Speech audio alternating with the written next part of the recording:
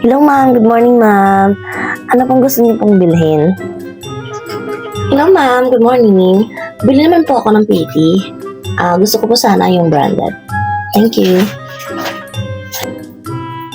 PT. Ang available po lang dito ngayon ay ito pong brand. 50 pesos po. Sorry, ma'am. Naubos na po yung mga branded na PT. Kasi nga, maulan, di ba? Hindi lang trust condom at trust pills ang nauubos po ngayon, pati PT, ma'am. Kaya po ang tira na lang, generic na PT Galing lang. mag-sales talk! Patingin nga yan, ma'am. Yun na. Ito, ma'am.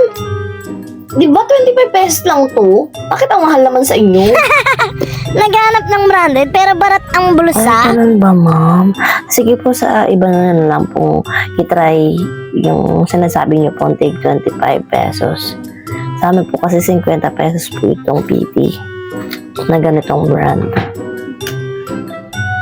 Sa'yo, ma'am, anong gusto mo mambilhin? PT din po. 3.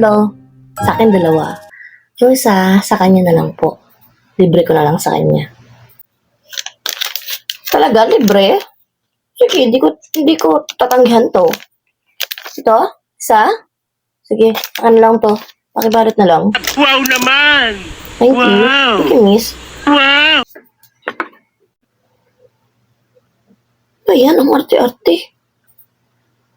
Maghanap pa ng branded, hindi naman pala kayang bumili ng worth 50 pesos na PT. Magre-reklamo pa kasi mahal.